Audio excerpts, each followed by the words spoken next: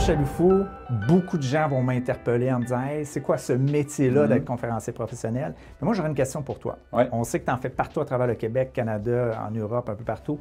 Qu'est-ce que toi, tu trouves le plus difficile en tant que conférencier professionnel, dans ton métier? Très bonne question. Deux choses. La première, c'est le manque de travail d'équipe dans le sens que quand tu es en scène, tu es tout seul avec toi-même. Après, j'ai des gens extraordinaires, collaborateurs comme toi, etc. C'est clair. Mais je trouve que pour un sportif comme moi, c'est ce côté un peu plus individuel. Tu finis une conférence à Rimouski, tu repars, puis j'adore Rimouski, hein, le Bic, mais tu repars tout seul. Là, je veux dire, c'est ce manque de travail d'équipe. Et la deuxième, célébrer tes succès, ma douce moitié est écœurée que je parle de ça. Donc, à qui je parle de ça? Célébrer ses succès aussi. Je trouve que c'est dur. Tu finis une super prestation, tu es motivé, gonflé à bloc. Là, ça retourne dans ta voiture ou peu importe où tu es. Donc, il y a ce côté solitaire. Il ne faut pas mal me comprendre. Là. Il y a plein de collaborateurs, collaboratrices, mais le côté solitaire, vraiment, le manque de travail d'équipe, là, des fois, ça vient me challenger. C'est bon, ça. Mais tu as tellement raison. Tu as tellement raison. Le plus grand désenchantement que j'entends de conférenciers qui se lancent dans l'industrie ou dans ce métier-là, c'est exactement ce point-là.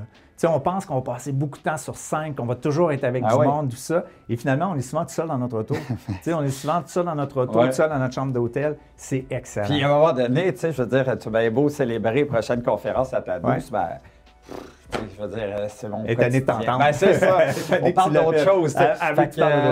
Donc, c'est important d'être bien entouré. Donc, des partenaires comme toi, c'est vraiment de l'or en barre. Très important. Bien, merci. On est fiers de travailler avec toi aussi. Benoît, ça m'amène sur une autre question qui me flash comme ça. La pandémie qu'on a traversée, toi, tu as passé ça comment? Tu sais, on était beaucoup tout seuls dans nos déplacements dans le temps qu'on était actifs. La pandémie a amené une autre réalité. Toi, tu as vécu ça comment, la pandémie? Bien, opportunité. D'ailleurs, on dit souvent que derrière une crise, une tragédie, peu importe comment on peut l'appeler, se trouve toujours une opportunité, mais elle est infusée d'une douleur. En d'autres termes, il faut accepter de souffrir un peu, soit-il, pour chercher l'opportunité. Moi, j'ai écrit un livre pendant la pandémie que ça fait longtemps que je voulais écrire, qui m'a permis de raffiner mon sujet, de l'amplifier et d'être en mode découverte par rapport à des choses que je ne connaissais pas de mon sujet. Et donc, ça a vraiment accéléré mes conférences et la qualité du contenu à mon humble avis.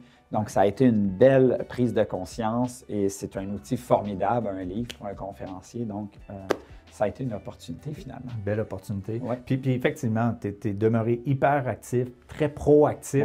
Et ceux qui ont passé fort suite à ça ont suivi un peu ces traces-là. Ah oui, c'est ça. Il faut. Et on devient un meilleur conférencier parce que quand on est en mode virtuel et qu'on apprend ça dans le tas, comme on dit, on n'a plus le droit à l'erreur, David. Il ne faut pas s'enfarger dans les fleurs du tapis parce que le participant, la participante peut être tenté d'aller voir son téléphone, son courriel. Donc, il faut que tu sois concis, précis.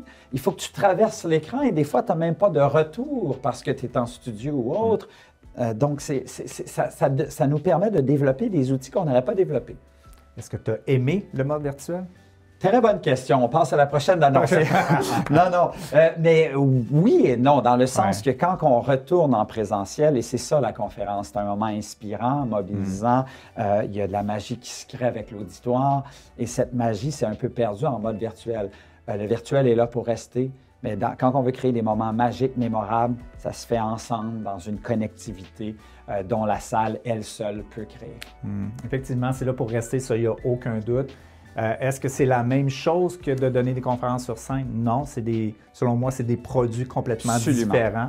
Mais aucun doute là-dessus que les conférenciers aujourd'hui, dans les années qui vont suivre, doivent développer cette expertise-là. Absolument. Doivent s'assurer aussi de créer une image de qualité.